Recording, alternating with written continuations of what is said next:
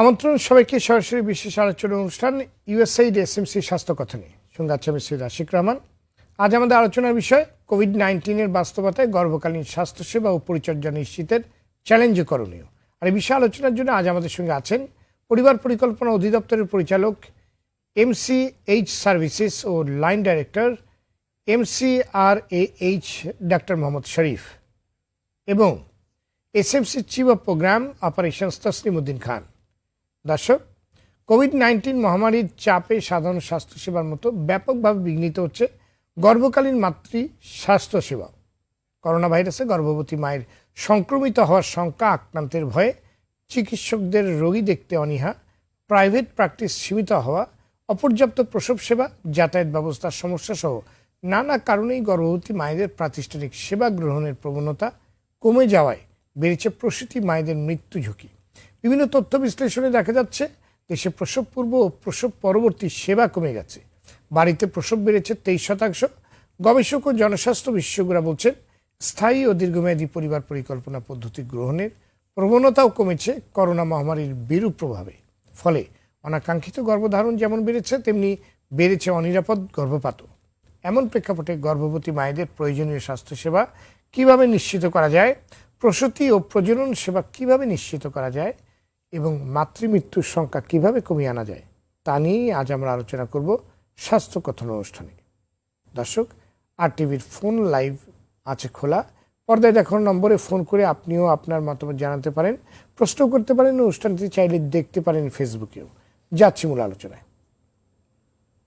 Doctor Mohammad শরীফ, গত মে মাসে একটি প্রতিবেদনে ইউনিসেফ আশঙ্কা প্রকাশ করে বলেছে করোনাকালীন পরিচর্যা এবং গর্ভবতী মা ও শিশুর জীবন রক্ষার প্রক্রিয়া বাধাগ্রস্ত হচ্ছে। এ বিষয়ে আপনার মতামত শুনতে চাই।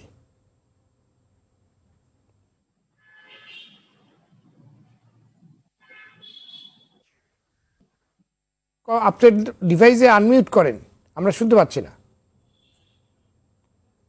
ধন্যবাদ আশিক ভাই, আপনি অত্যন্ত চমৎকার প্রোগ্রাম করেছেন এবং খুব ভালো একটা টপিক নিয়ে আজকে আমরা আমাদের সাথে কথা বলতে বসছি। এটা তো সত্যি, আমরা করোনা আসার কোভিড আসার পরেই মার্চ মাসের 15-20 দিন পর্যন্ত সারা দেশ টোটালি স্থবির ছিল। সেই স্থবিরতার মধ্যে আমরা কেউ বের হতে পারি নাই, সার্ভিস দিতে পারি নাই, আমাদের ওয়ার্কাররাও বের হতে পারি নাই, মানুষজনও বের হয় নাই। সেই পরিপ্রেক্ষিতে একটা বড় ধরনের ধস নেমেছিল সার্ভিস। আমরা তবে পরিবহন অধিদপ্তর এবং স্বাস্থ্য অধিদপ্তর ওজিএসবির সাথে প্রথম থেকেই আমরা এই ব্যাপারে কি করণীয় সেই ব্যাপারে আমরা সচেষ্ট ছিলাম। সচেতন থাকা অবস্থায় আমাদের কয়েকটা টার্গেট করেছিলাম।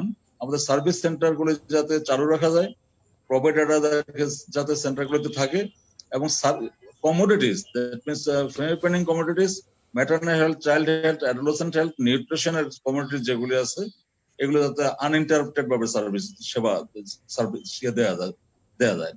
তো সেই প্রেক্ষাপটে প্রথম 1 মাস 2 মাস পর্যন্ত, মার্চ এপ্রিল পর্যন্ত আসলে খুবই খারাপ ছিল। এরপর এপ্রিল থেকে আমরা আমাদের কর্মীরা পরিবার কল্যাণ সহকারী এবং পরিবার পরিদর্শক যারা আছেন, তারা আস্তে ধীরে কমিউনিটি ক্লিনিকে যেতে আরম্ভ করলেন। যারা বাড়িতে কোনো মতে যারা প্রতিষ্ঠানে আসে না, তাদেরকে বাড়িতে ডেলিভারি করা আরম্ভ করলেন এফডব্লিউরা। আমাদের এফডব্লিউবি যারা আছে, ইউনিয়ন স্বাস্থ্য পরিবার কল্যাণ কেন্দ্র, যেটাতে 2800 সেন্টার আমাদের চালু আছে, সেই সেন্টার গুলিতে ওনারা থাকা আরম্ভ করলেন এবং ডেলিভারি করা আরম্ভ করলেন। তবে এটা সত্যি কথা বলেছেন, আমার যাতায়াতের অসুবিধা এবং আমাদের প্রোভাইডার যারা আছে তাদেরও ভীতিকর একটা অবস্থা। তখন পর্যন্ত তারা আমার পিপি পায় নাই। পিপি তখন WHO একটা ইনস্ট্রাকশন ছিল, কোভিড হাসপাতাল ছাড়া আর কোথাও পিপি দেওয়ার প্রয়োজন নাই। সেই ভীতি একটা কাজ করেছিল। করার পর আমরা যখন পিপি দিলাম, পিপি দেওয়ার পর থেকে সবাই ইউনিয়ন লেভেলে এবং জেলা পর্যায়ে মা ও শিশু কল্যাণ কেন্দ্র, ন্যাশনালি ফ্যামিলি প্ল্যানিং সাইডে 3টা আমাদের সেন্টার আছে। একটা কোভিড হাসপাতাল, লালকুটি 200 বেডের মা ও শিশু হাসপাতাল, মোহাম্মদপুর ফার্টিলিটি সার্ভিস সেন্টার নামে একটা সেন্টার আছে, অত্যন্ত চমৎকার সার্ভিস দেয়, সেটাতে 100 বেডের মা ও শিশু হাসপাতাল। আজিমপুরে 173 বেডের একটা হাসপাতাল আছে, সেটাতে আমরা আনইন্টারাপ্টেড ভাবে সার্ভিস দিচ্ছিলাম। আপনি জেনে খুশি হবেন, যখন প্রাইভেট হাসপাতালগুলিতে, প্রাইভেট ক্লিনিকগুলিতে ডাক্তাররা চিকিৎসা দিচ্ছিল না এবং সরকারি হাসপাতালেও অনেক জায়গাতে অনেকে চিকিৎসা দিচ্ছিল না, তখন আমরা এই সার্ভিস গুলি একবারে মনিটরিং করে, টোটাল মনিটরিং করে আমরা সচল রাখতে সক্ষম হয়েছিলাম। এবং এটা ঠিক বলেছেন, 23% একটা সার্ভেতে, ইউনিসেফের একটা সার্ভেতে আসছে যে সেটা ডেলিভারি বাড়িতে বেড়েছে। এটা যেটা 50% প্রাতিষ্ঠানিক ডেলিভারি ছিল, সেটা থেকে 23% কমে গেলে মাত্র 27% আবার, সেটা আমরা 10 বছর আগেই চলে যাই। সেই ব্যাপারে কিভাবে পদক্ষেপ নেওয়া যায়, স্বাস্থ্য বিভাগ থেকেও পদক্ষেপ নেওয়া হয়েছে, পরিবার কল্যাণ বিভাগ থেকে পদক্ষেপ নেওয়া হয়েছে, সোশ্যাল মার্কেটিং কোম্পানি অনেকদিন পর্যন্ত আমাদের সাথে কাজ করছে। আমি তো জি তাদেরকে চিনি, জানি, ওরা বড় একটা সেবা দিয়ে যাচ্ছে। তাদের সাথে সমন্বয় করে পজিটিভ বেসিসে সমন্বয় করে আমরা কিভাবে বাড়ানো যায় সেই কাজ করছি আমরা। জি এবং আমি আশাবাদী এবং কাজ বাড়ছে, কিন্তু যতটুকু বলা হয় একবারে শেষ তা না, কিন্তু দিন দিন বাড়ছে। জি ধন্যবাদ। আপনার কাছে আবার আসবো জনাব তসলিম উদ্দিন খান। আমরা জানি গর্ভকালীন ও গর্ভোত্তর পরিচর্যা ও সেবা মাতৃ মৃত্যু রোধে প্রধান নিয়ামক হিসেবে কাজ করে, কিন্তু করোনাকালীন সময়ে প্রসূতি সেবা থেকে গর্ভবতী মায়েরা অনেকাংশেই বঞ্চিত হচ্ছেন। আপনি যদি বলেন গর্ভকালীন ও গর্ভোত্তর পরিচর্যা ও সেবা নিশ্চিত করতে এই মুহূর্তে করণীয় কি? আশিক ভাই, এই এই বিষয়টি আসলে যেভাবে শরীফ ভাই বলেছেন এবং আজকে আপনি উপস্থাপন করছেন, এই বিষয়গুলো আলোচনা হওয়া খুব দরকার। এটা কিন্তু দেশের জন্য, গর্ভবতী মায়েদের স্বাস্থ্যের জন্য খুবই খুবই প্রয়োজনীয় একটা ডিসকাশন। আমরা যদি দেখি যে বাংলাদেশের অর্জন কিন্তু এই বিষয়েও বেশ ভালো অর্জন আমরা করেছিলাম। সেটা হলো যে WHO বলে যে কমপক্ষে 4টা এনসি ভিজিট, অর্থাৎ প্রসব পূর্ব যে ভিজিট করতে হবে, ডক্টরকে দেখাতে হবে, সেটা কিন্তু 4বার বিভিন্ন সময়ের ব্যবধানে সেটা হচ্ছিল প্রায় অর্ধেকের বেশি গর্ভবতী মাদের ক্ষেত্রে। কিন্তু সেই সেই সংখ্যাটা এখন অনেক কমে এসেছে। আবার যদি একটা এএনসি ভিজিট ধরেন, সেটা তো অনেকটা ইউনিভার্সাল হয়ে গিয়েছিল, কিন্তু সেখান থেকে এখন অনেক আমরা আমাদের কমে এসেছে এবং অ্যালার্মিং ভাবে কমে এসেছে। এই যে অ্যালার্মিং ভাবে কমে এসেছে, তার রেজাল্ট কি হয়? আমরা একজন প্রসূতি মা, একজন গর্ভবতী মা, সে যদি এই ভিজিট গুলো তার কাছে এনশিওর করা না যায়, তাহলে কিন্তু আমরা বুঝতে পারবো না কোনটা ঝুঁকিপূর্ণ গর্ভ অবস্থায় রয়েছে আর কোনটা নর্মাল আছে। এবং সেইটা যেমন একদিকে, এবং অন্যদিকে ইনস্টিটিউশনাল ডেলিভারি কোনটা, বিশেষ করে কোনো ঝুঁকিপূর্ণ মাকে আমরা কিন্তু বারবার কাউন্সিলিং করতাম। আমরা বলতাম যে তারা অবশ্যই যেন ইনস্টিটিউশনাল ডেলিভারি করে, তাদের জন্য প্রিপেয়ার্ডনেস বিভিন্ন রকমের, নর্মাল ডেলিভারি থেকে আলাদা, তাদের আর্থিক বিষয়টি আগে পরিকল্পনার মধ্যে নিয়ে আসতে আমরা পরামর্শ দিতাম। সেই বিষয়গুলো কিন্তু এখন একদম ব্যাহত হচ্ছে। তাতে করে কি হচ্ছে? তাতে করে গর্ভবতী মা তারা ঝুঁকির মধ্যে পড়ে যাচ্ছে। ধরেন এই এএনসি সার্ভিস যদি কম হয় আর ইনস্টিটিউশনাল ডেলিভারি না হয়, তাহলে কি হবে? তাদের মধ্যে ম্যাটারনাল ডেথ বেড়ে যাবে, তাদের মধ্যে বিভিন্ন সমস্যার সৃষ্টি হবে, শিশু মৃত্যু বেড়ে যাবে। তো এইগুলো কিন্তু একটা বিরাট সমস্যা। এই সমস্যার মধ্যে আমরা আছি।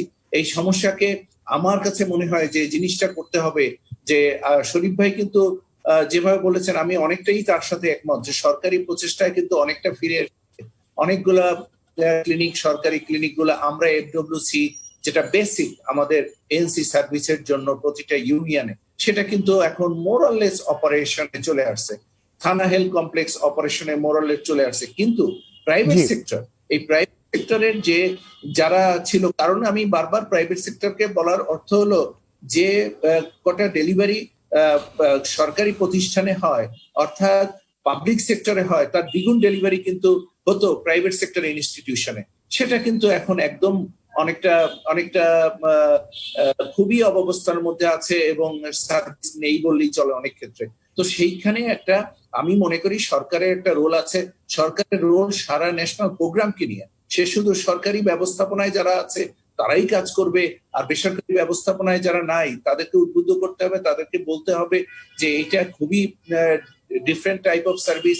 একজন প্রেগনেন্ট মা তার স্বাস্থ্য সেবা থেকে বঞ্চিত হবে, এটা কোনোভাবেই কাঙ্ক্ষিত না। যদিও সবার রিস্ক আছে, কিন্তু সেটার মধ্যে থেকেই আমাদের এই কাজ করতে হবে, স্বাস্থ্যবিধি মেনেই আমাদের এই সেবাটা দিতে হবে। এবং সেখানে আমি মনে করি সরকারি পর্যায়ে যদি আরো একটু উদ্বুদ্ধ করে বেসরকারি যারা স্বাস্থ্য সেবার সাথে জড়িত, তাহলে মনে হয় আমরা আরো কাঙ্ক্ষিত ফল লাভ করতে পারবো এই কোভিড পিরিয়ডের মধ্যে। জি ধন্যবাদ। ডাক্তার মোহাম্মদ শরীফ, জনস্বাস্থ্য বিশেষজ্ঞদের মতে করোনাকালীন সময়ে বাড়িতে প্রসবের সংখ্যা বাড়ায় নারীদের প্রজনন স্বাস্থ্য ঝুঁকির মধ্যে পড়েছে। প্রাতিষ্ঠানিক প্রসব বাড়াতে আপনার কি কি পদক্ষেপ রয়েছে, কিংবা কি কি পদক্ষেপ আপনারা নিয়েছেন? ধন্যবাদ আশিক ভাই। আসলে বাড়িতে একটা কথা সবাই বলেন, সিজারিয়ানের হার কমে গেছে। আমি তসলিম ভাইয়ের সাথে একমত। দেশের ম্যাক্সিমাম সার্ভিস কিন্তু প্রাইভেট ক্লিনিকগুলিতে, প্রাইভেট হাসপাতালগুলিতে দেওয়া হচ্ছে। সেই প্রাইভেট সেক্টরটাকে ডেভেলপ করতে হবে। স্বাস্থ্য বিভাগ নিশ্চয়ই, আমি যতটুকু জানি ওনারা সেই উদ্যোগ নিয়েছেন, মন্ত্রণালয় উদ্যোগ নিয়েছেন। আমাদের ফিনান্সিয়াল ডাইরেক্টর থেকে আমাদের সেন্টারগুলি সার্বক্ষণিকভাবে আমরা চালু রেখেছি। আমাদের সার্ভিস প্রোভাইডাররা যাতে কোনো মতে কিছু নয়, আমাদের আইএম ইউনিট থেকে বারবারই বিভিন্নভাবে ভ্যান দিয়ে এবং আমাদের টিভি স্ক্রলিং এ এবং রেডিওতে এবং মিডিয়াতেও বিভিন্নভাবে বলা হচ্ছে প্রতিষ্ঠানে যাতে আসছে। আমাদের কর্মীদেরকে বলা হয়েছে বাড়িতে ডেলিভারি না করে প্রতিষ্ঠানে যাতে আসে। এবং আমাদের জেনে খুশি হবেন, ফিনান্সিয়াল ডাইরেক্টর থেকে আমরা প্রায় 25টা জেলাতে আমরা মোবাইলে আলাপ করছি, প্রেগনেন্ট মহিলাদের সাথে আলাপ করছি ডাইরেক্টলি, একবার আলাপ করে তাদেরকে বলছি যে বাড়িতে ডেলিভারি করলে এই প্রবলেম। সবার একটা ধারণা নর্মাল ডেলিভারি বেড়ে গেছে, অনেকের একটা এরকম ধারণা। আমিও বলছি কিছুদিন আগে পর্যন্ত সিজারিয়ান আর কমে গেছে, এটা সত্যি। কিন্তু আমি যতটুকু জানি, আমিও গ্রামে যাই, অনেক নর্মাল ডেলিভারি করতে গিয়ে অদক্ষ দায়ীদেরকে দিয়ে যারা ডেলিভারি করাচ্ছে, মারও কমপ্লিকেশন হচ্ছে, বাচ্চারও কমপ্লিকেশন হচ্ছে। সেই স্টাডিটা তো আরো পরে জানা যাবে। সেই কারণে আমরা নিজেরা চাচ্ছি এবং প্রফেশনাল অর্গানাইজেশন যারা আছে, আমি যতটুকু জানি ওজিএসবি, বাংলাদেশ মেডিকেল অ্যাসোসিয়েশন এবং সহ অন্যান্য যারা অর্গানাইজেশন আছে, সরকারের সাথে কাজ করছি। আমরা প্রাইভেট সেক্টরটা কিভাবে ডেভেলপ করা যায়, প্রাইভেট সেক্টরটাকে কিভাবে সবাইকে চেম্বারে আনা যায়। করোনা তো কতদিন থাকে বলতে পারবেন না। সেই জন্য আমি সবার কাছে অনুরোধ করছি, সবাই সুরক্ষা। আমি একজন চিকিৎসক এবং প্রফেশনাল পলিটিক্স এর সাথে ইনভলভ আছি। আমি সবাইকে অনুরোধ করছি, আর না, এখন আমার মনে হচ্ছে চেম্বারে করা উচিত সুরক্ষা মেনটেন করে, এবং আমার মনে হচ্ছে আমরা প্রাইভেট হাসপাতালে সেবাটা দেওয়া উচিত। এবং সেটাই আমি অনুরোধ করবো প্রাইভেট সেক্টরকে, সবাই যাতে আমার প্রফেশনাল কলিগ যারা আছেন ওনারা যাতে এটা আরম্ভ করেন। জি, ধন্যবাদ জনাব তসলিম উদ্দিন খান। কোভিড-19 মহামারীর ফলে একদিকে যেমন অনাকাঙ্ক্ষিত গর্ভধারণ বেড়েছে, তেমনি প্রাতিষ্ঠানিক প্রসবের হারও কমেছে। ফলে বিশ্বব্যাপী মাতৃ স্বাস্থ্য আজ এক কঠিন চ্যালেঞ্জের মধ্যে পড়েছে। এই চ্যালেঞ্জ মোকাবেলায় আসলে করণীয় কি, আপনার বিশ্লেষণ? আশিক ভাই, আমরা প্রথমেই একটা কথা বলি। আমার মনে হয় আমরা দুজনে আছি, শরীফ ভাই পরিবার পরিকল্পনা কর্মসূচিতে বহুদিন কাজ করছি। আমি আমার দীর্ঘ 30 বছর কাজ করছি এই সেক্টরে। আমাদের কাছে মনে হয় এখন মাদের কাছে অনুরোধ যে this is not the appropriate time for pregnancy. প্রথম কথাটাই হলো এটা। দেখেন, বিভিন্ন রকমের কমপ্লিকেশন আছে, বিভিন্ন রকমের বাধা আছে, যে বাধাগুলো দূর করা কিন্তু সেটা তো তসলিম উদ্দিন খান, এটা তো আপনিও বুঝতে পারছেন, আমরা বুঝতে পারছি, প্রতিটা মানুষ বুঝতে পারছে যে that is not the perfect time, এবং অনেক রকম জটিলতা এখন ফেস করতে হতে পারে। ডাক্তার কিংবা আমাদের সবকিছু বিবেচনায় নিয়ে এমনকি হাসপাতালে যাওয়াটাও কিন্তু অনেক ক্ষেত্রে নিরাপদ না কোভিডের কারণে। এই সময় তো এটার জন্য একটি বড় ধরনের প্রচারণার প্রয়োজন ছিল। কারণ আপনার 2টা বছর অপেক্ষা করলে এমন কিন্তু কোনো কিছু যে আপনার বড় ধরনের ক্ষতি হয়ে যাবে তা কিন্তু না। আমি কিন্তু বাচ্চা নেওয়ার ব্যাপারটি 2 বছর কিংবা 3 বছর বিলম্ব করতেই পারি। ঠিকই, আপনি যথার্থই বলেছেন যে সেই ইনফরমেশনটা আমরা মাদেরকে প্রায়োরিটি বেসিসে দিচ্ছি কিনা। আমি একটা কথা বলি যে আমরা ফায়ার ফাইটিং করছি এখানে। সত্য কথা বলতে কি, প্রতিটা দেশই ফায়ার ফাইটিং করছে, উন্নত দেশগুলো ফায়ার ফাইটিং করছে, কিন্তু তার মধ্যেও আমাদের চিন্তা করতে হবে। আমরা প্রেগনেন্ট গ্রুপকে আইসোলেটেড করে যে ঠিক আছে শুধু কোভিড নিয়ে, এক্সক্লুসিভ কোভিড নিয়ে ভাববো, সেই রকম সময় নাই। এই জন্য তখনও আমরা যদি করতাম, বা এখনো this is not even late. আমাদের ব্যাপক প্রচারণা করতে হবে, আমাদের সবাইকে জানাতে হবে এটার একটা বিরাট ভূমিকা আছে, যে তারা মারা যেন এই সময় প্রেগনেন্ট হলে অনেক রকমের, আমরা যতই বলি এএনসি সার্ভিস, 4টা এএনসি সার্ভিস ইনশিওর করা will be very very difficult. তাদের নিজস্ব অ্যাক্সেসিবিলিটির প্রবলেম আছে মারা ইচ্ছে করলেই সার্ভিস ডেলিভারি সেন্টার খোলা থাকলেই যে অনেক সময় আসতে পারবে সেটা না। স্বাস্থ্যবিধি মেনে অনেক রকমের সমস্যা, ঝুঁকির সম্মুখীন তারা হবেন। ইভেন তারা যখন ক্লিনিকে ডেলিভারি করা তাদের জন্য একান্ত প্রয়োজন হয়, সেটাও অনেক সময় সম্ভব হবে না। তাহলে কি করতে হবে? আমাদের এই বিষয়ে আরো ব্যাপক প্রচারণা চালাতে হবে, যাতে মারা জানতে পারে যে this is not the appropriate time for their pregnancy. আর যারা হয়ে গেছেন তাদের ক্ষেত্রে আমরা যে কথাগুলো বললাম, সরকারি এবং বেসরকারি প্রচেষ্টায় আমরা কোভিড এর মধ্যে বেঁচে থাকতে হবে, এবং এটাই মনে হচ্ছে আরো কিছুটা কাল। এবং যদি আমাদের তাই হয় তাহলে এর মধ্যে যদি স্বাভাবিক জীবন প্রক্রিয়ায় যদি প্রেগনেন্সি হয়েই যায় কেউ, তাহলে তো তাকে সেবাটা দিতে হবে। সেবা না দিলে আমাদের নেক্সট জেনারেশন ঝুঁকিতে পড়ে যাবে, আমরা আমরা আমাদের মাদেরকে সুস্থ রাখতে পারবো না। তো সার্বিকভাবে চিন্তা করে আমাদের এখানে আরো কোঅর্ডিনেশন বাড়াতে হবে, সরকারি এবং বেসরকারি কোঅর্ডিনেশন বাড়িয়ে কিভাবে আমরা অ্যাটলিস্ট আমি বারবার একদিকে দিচ্ছি যে ইনস্টিটিউশন গুলো যেগুলো আগের মতো ডেলিভারি সার্ভিস দিত, সেই ডেলিভারি সার্ভিসটা এনশিওর করতে হবে, যেখানে এমার্জেন্সি অবস্ট্রাকটিভ কেয়ার অর্থাৎ যে সমস্ত মাদের সিজারিয়ান দরকার, নর্মাল ডেলিভারি হবে না, সেই সেন্টারগুলোকে তাদের যাতে রেফার করা যায় সেই ব্যবস্থাটাকে দেখতে হবে। এই ব্যবস্থাটাকে সরকারি উচ্চ পর্যায়ে এবং বেসরকারি পর্যায়ে যারা আমরা কাজ করি সবাই মিলে একটা প্ল্যানিং করতে হবে যে প্রেগনেন্ট মাদের at least delivery institutional delivery ensure করা। দেখেন এটা না হলে রেজাল্টটা কিন্তু আমরা আজকে যতটা দেখছি তারপরে আরো দেখবো, আমাদের দেখা যাবে যে পরবর্তী তথ্য উপত্য যখন আমরা বিশ্লেষণ করব বা প্রস্তুত করব তখন দেখা যাবে সেখানে শিশু মৃত্যু বেড়ে গেছে, সেখানে নিউনেটাল ডেথ বেড়ে গেছে, সেখানে মাতৃমৃত্যু বেড়ে গেছে। আমরা এটা কখনোই কামনা করি না। আমরা এইসব ক্ষেত্রে আমাদের যে জিনিসটা দরকার, আরো বেশি কোঅর্ডিনেশন দরকার, আরো বেশি আলাপ আলোচনা দরকার এবং কোনো কোনো ক্ষেত্রে ব্যাপক প্রচারণা দরকার। জি, ধন্যবাদ ডাক্তার মোহাম্মদ শরীফ। আমরা জানি পরিবার পরিকল্পনা অধিদপ্তরের একটি স্লোগান আছে, কিশোরী বয়সে গর্ভধারণ মাতৃ মৃত্যুর অন্যতম কারণ। গবেষণা বলছে বাংলাদেশে কিশোরী বয়সে গর্ভধারণ এবং কিশোরী মায়েদের মাঝে মৃত্যু হার দক্ষিণ পূর্ব এশিয়ার দেশগুলোর তুলনায় বেশি এবং করোনাকালীন সময়ে পরিস্থিতি আরও নাজুক হচ্ছে।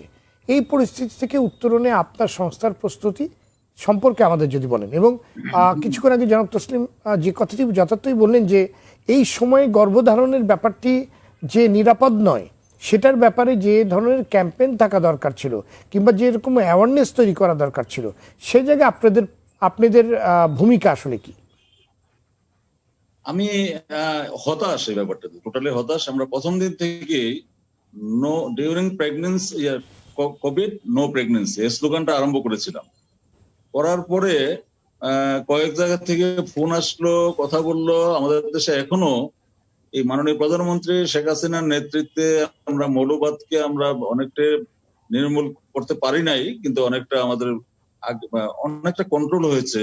তারপরে তো ফোন আসলো, কি ব্যাপার আমরা ধর্মের বিরুদ্ধে কথা বলেন কেন, ইসলাম ধর্মে আছে নাকি বন্ধ করে রাখবেন প্রেগনেন্সি, এটা কেমন কথা, এই ধরনের কথাবার্তা বলা আরম্ভ। আমাকে ফোন করেছে অনেকেই এই কথা বলার পর। তারপরে আমরা আমাদের অধিদপ্তর থেকে এইসব কথা বললে তো, এইসব কথায় যদি সবকিছু থেমে যেত তাহলে আমরা তো জন্ম নিয়ন্ত্রণের জন্য যে একটি যুগান্তকারী ক্যাম্পেইন ছিল, বিভিন্ন যে উদ্যোগ ছিল, যে কারণে অনেকটাই মোকাবেলা আমরা করতে পেরেছি, তাহলে তো সেগুলো বন্ধ হয়ে যেত। এগুলো তো এইসব এটা তো আসলে আপনার কোনো এইগুলো খোরা যুক্তি, এই যুক্তিগুলো তো আসলে মেনে নেওয়া যায় না। আমরা কিন্তু থেমে নাই, এই কথা বলার পরে আমরা থেমে নাই, কিন্তু আমরা আমাদের পক্ষ থেকে টিভি, রেডিও এবং পোস্টার থেকে আরম্ভ করে আইএম ইউনিট থেকে আমরা আপনার এই ডিজিটাল এই সময়ে আপনার পোস্টার কে দেখবে?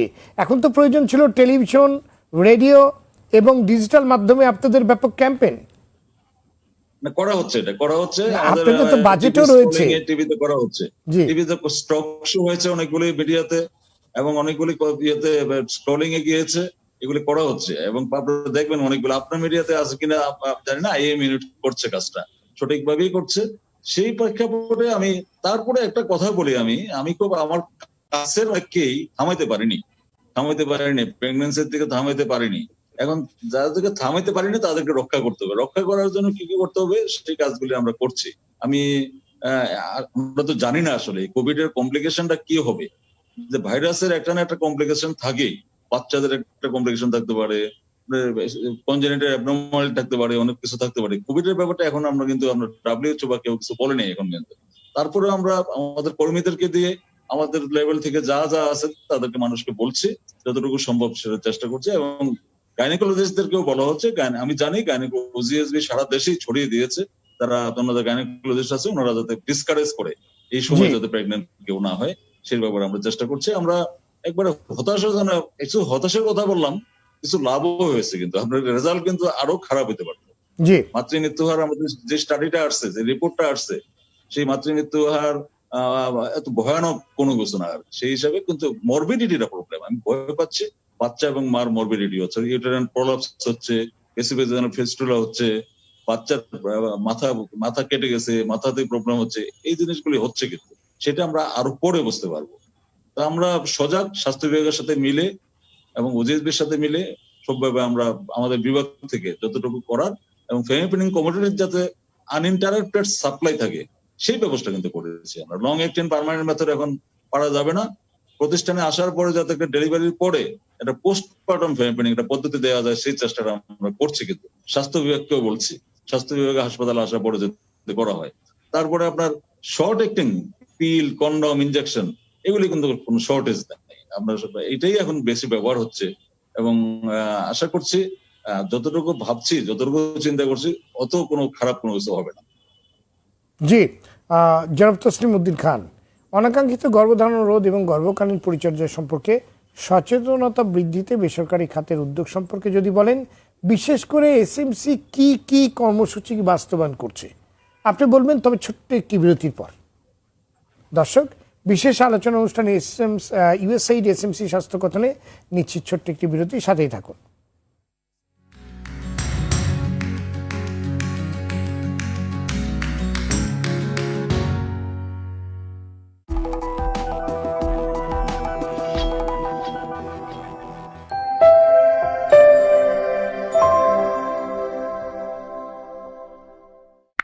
মানুষের জীবন কি গল্পের মতো? আমার জীবনে আমি যা যা চেয়েছি হয় অর্জন করেছি, না তো ছিনিয়ে এনেছি। এলাকায় কোনো নতুন সুন্দরী মায়া আসলে তোর লিস্টের মধ্যে অটো আপডেট করে দিবি। তুই তো একটা পেটতারো, তুই তো একটা প্রেমেন্ট। আমি বড় হয়েছি। ওই লোকটাকে থাপ্পড় মারলা কেন? সমাজ থেকে ডর বইটাকে সাফা। আপা বউয়ের অফিসে হাজবেন্ডের চাকরি করা তো ঠিক হবে না। ও মাই গড, বিমান জামাই আমার গাড়ির সাথে ড্রাইভার কিনে নিয়ে আইছে। আমার স্বামীকে বিয়ে করে আমাকে মা ডাকা হচ্ছে না? প্রত্যেক বছর আমাদের একটা দিন আসে, আমি আমার পুরোটা জীবন তোমাকে দিয়ে দেবো, তুমি শুধু তোমার জীবন থেকে 2 বছর আমাকে দাও। খালি চোখে যা দেখা যায় তা কিন্তু সবসময় ঠিক না। যারা ভালোবাসা নিয়ে খেলা করে তারা কখনো সত্যিকারের ভালোবাসা পায় না। আমি মদ খাবো না। আরে বাবা, এটা খাওয়ার সময় আমার মেয়ে মানুষের সঙ্গ প্রয়োজন হয়।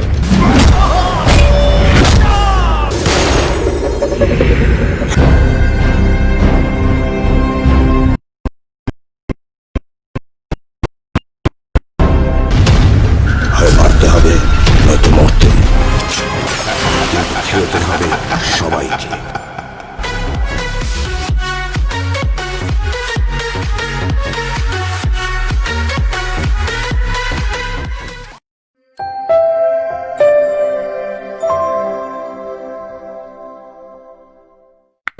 মানুষের জীবন কি গল্পের মতো? আমার জীবনে আমি যা যা চেয়েছি হয় অর্জন করেছি, না তো ছিনিয়ে এনেছি। এলাকায় কোনো নতুন সুন্দরী মায়া আসলে তোর লিস্টের মধ্যে অটো আপডেট করে দিবি। এসএমসি স্বাস্থ্য কথনে সঙ্গে আছে আমি সৈয়দ আশিক রহমান। আলোচনা করছি কোভিড-19 বাস্তবতায় গর্ভকালীন স্বাস্থ্যসেবা ও পরিচর্যা নিশ্চিতের চ্যালেঞ্জ ও করণীয় নিয়ে। আলোচনা করছেন পরিবার পরিকল্পনা অধিদপ্তরের পরিচালক ডক্টর মোহাম্মদ শরীফ এবং SMC chief of programme operations Taslim Uddin Khan. ফিরছে আলোচনায়। জনাব তসলিম উদ্দিন খান, অনাকাঙ্ক্ষিত গর্ভধারণ রোধ এবং গর্ভকালীন পরিচর্যা সম্পর্কে সচেতনতা বৃদ্ধিতে বেসরকারি খাত এবং এসএমসির কী কী কর্মসূচি রয়েছে, কী কী কর্মসূচি বাস্তবায়ন করছে, বিরতির পূর্বে এই প্রশ্নটি আপনার কাছে আমার ছিল। ধন্যবাদ আশিক ভাই। ইনফ্যাক্ট আমার প্রতিষ্ঠান সোশ্যাল মার্কেটিং কোম্পানি স্বাস্থ্য অধিদপ্তর এবং পরিবার পরিকল্পনা অধিদপ্তরের একটা গুরুত্বপূর্ণ অংশীদার হিসাবে কাজ করি। আমরা এই সম্মিলিতভাবে কাজ করি পরিবার পরিকল্পনা এবং স্বাস্থ্য ক্ষেত্রে বিভিন্ন অর্জনের জন্য। আপনি এই কোভিড পিরিয়ডের সময় যদি দেখেন, একটা ইন্টারেস্টিং ইনফরমেশন আপনাদের সাথে শেয়ার করি যে পরিবার পরিকল্পনার যে কন্ট্রাসেপটিভ আমরা সারা দেশব্যাপী আমাদের বিভিন্ন প্রাইভেট সেক্টর আউটলেটের মাধ্যমে আমরা সরবরাহ করি, তার সরবরাহ গত কোভিড পিরিয়ডের আগের 3 মাসের থেকে কোভিড পিরিয়ডের 3 মাসে অনেক অনেক বেড়ে গেছে।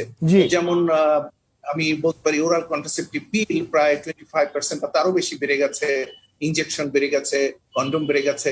এই যে কেন আমাদের বেড়ে গেল, একদিকে আমাদের যারা মাঠ পর্যায়ের কর্মী বাহিনী রয়েছে তাদেরকে আমরা উদ্বুদ্ধ করেছি যে জাতির এই ক্রান্তি লগ্নে, জাতির এই একটা ভিন্ন রকমের সময় যাতে করে আমাদের কন্ট্রাসেপশন গুলো মার্কেটে থাকে, সেটা আমরা ব্যাপকভাবে প্রচেষ্টা চালিয়েছি। তার ফলশ্রুতিতে আউটলেট গুলো ওপেন ছিল এবং ইউটিলাইজেশন বেড়েছে এবং সেলস বেড়েছে। এবং অন্য একটা কারণ যে অনেক ক্ষেত্রে দেখা গেছে অনেক আউটলেট গুলো বন্ধ আছে, বিভিন্ন সেক্টরের আউটলেট বন্ধ ছিল অনেস্টলি প্রথম দিকে, এখনো পার্শিয়ালি ওপেন, অনেকে আবার পুরোটা ওপেন করতে পারে নাই। তো এই সব তো আছে, তো আমরা এটা চেষ্টা করেছি এবং সরি আউটলেট গুলো কিন্তু এইভাবে আমরা চালু রেখেই এই সাফল্য আমরা অর্জন করতে পেরেছি, যেটা একটা জাতীয় পর্যায়ে একটা বড় অর্জন আমি মনে করি।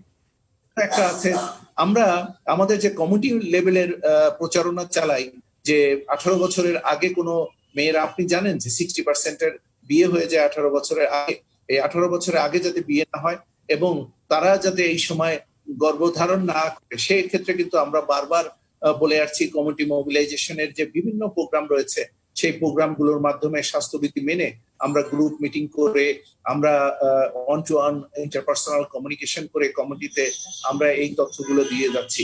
আমাদের 8000 যে ব্লু স্টার প্রোভাইডার রয়েছে, যারা প্রাইভেট সেক্টর নন গ্রাজুয়েট প্রোভাইডার কিন্তু তারা সার্ভিস দেয় কমিউনিটিতে, তাদেরকেও প্রশিক্ষণ দিয়েছি যাতে করে তারা এই ইনফরমেশন গুলো তাদের ক্লায়েন্ট যখন সার্ভিস নিতে আসে তখন বলে যে this is not appropriate time for pregnancy, আপনারা অনাকাঙ্ক্ষিত এই সময় গর্ভধারণ করলে কমপ্লিকেশন আছে, বিভিন্ন রকমের সমস্যা আছে, বরং আপনাদের এখন কন্ট্রাসেপশন ইউজ করাই সব থেকে বেটার অপশন।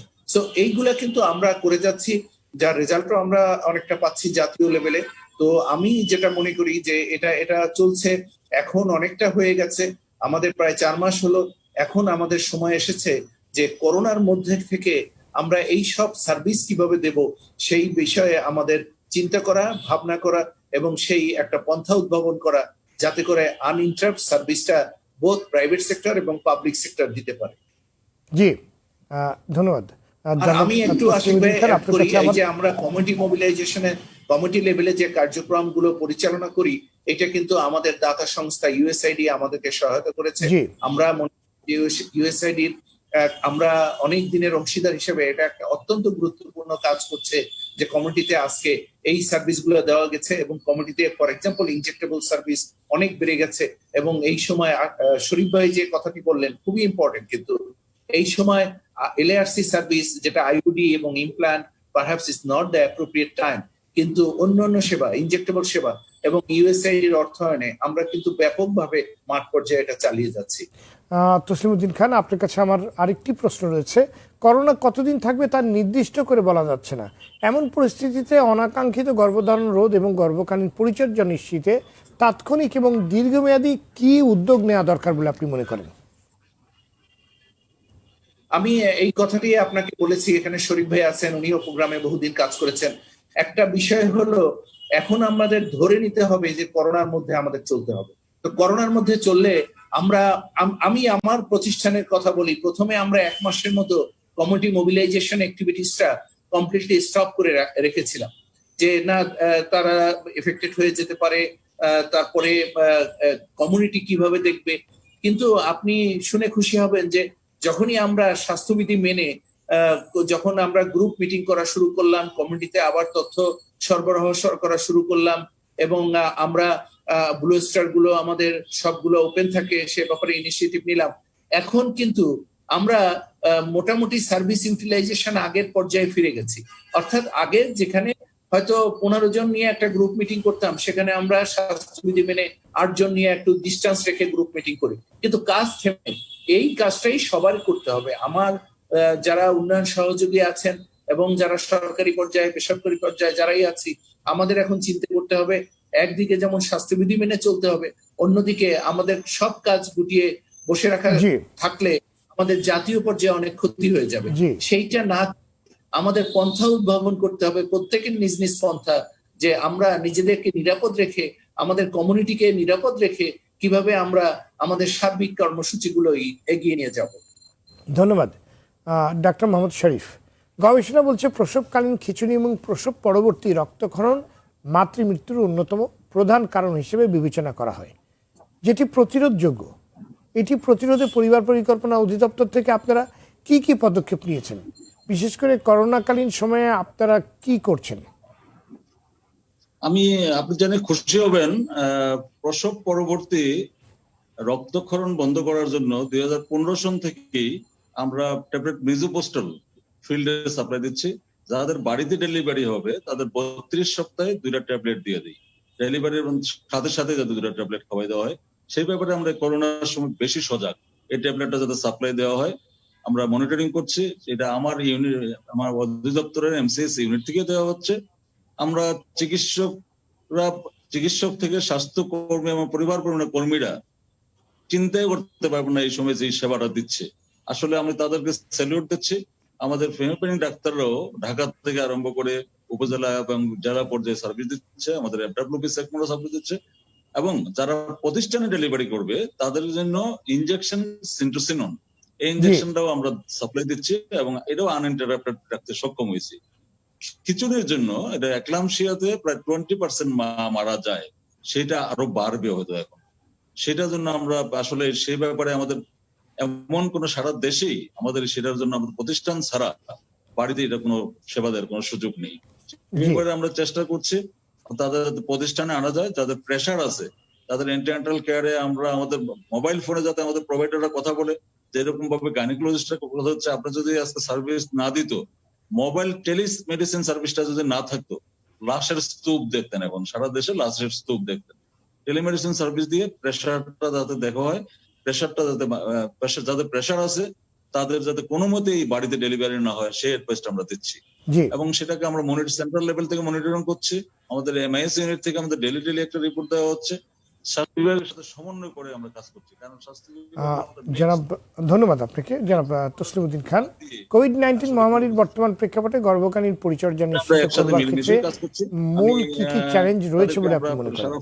তসলিম উদ্দিন খান। সারা ফিল্ডেই আমরা আমাদের মাঠ কর্মী এবং আমাদের উপজেলা লেভেলে মেডিকেল অফিসার, ফেমিপেনিং অফিসার, ম্যানেজারাল লেভেলে আছেন, তাদেরকে ইনস্ট্রাকশন দেওয়া হচ্ছে, সার্বক্ষণিক যোগাযোগ করা হচ্ছে, এবং আপনি যে ট্রেনিং গুলি আগে চলতে গত 4 মাস পর্যন্ত সেই ট্রেনিং গুলি আমরা এখন ভার্চুয়ালি আপনার কাছে আবার আসবো।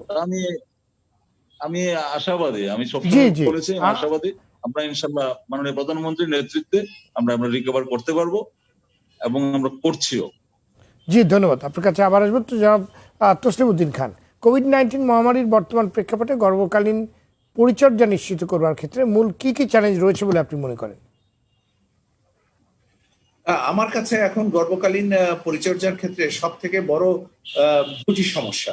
একটা সমস্যা হলো গর্ভকালীন সময়ে যে আমাদের এএনসি সার্ভিস গুলো দেওয়া দরকার, 4টা মিনিমাম সার্ভিস, যেটা আমরা একটু আগেও বলেছি আমরা অনেক এগিয়েছিলাম এ বিষয়ে, কিন্তু সেইটা এখন অনেকটা বিপর্যস্ত অবস্থার মধ্যে আছে। এইটাকে আবার ফিরিয়ে আনা, অর্থাৎ প্রতিটা মা যাতে কমপক্ষে 4টা এএনসি ভিজিট, অর্থাৎ গর্ভকালীন সময়ে 4টা ভিন্ন ভিন্ন মেয়াদে তারা সার্ভিস পায় এবং তারা ডাক্তারের সাথে কথা বলতে পারে এবং পরামর্শ পায়, সেই বিষয়টিকে ফিরিয়ে আনা, যেভাবেই হোক, কমিউনিটি অ্যাপ্রোচের মাধ্যমে হোক অথবা সেন্টারে গিয়ে হোক, এইটাকে কিন্তু করতেই হবে।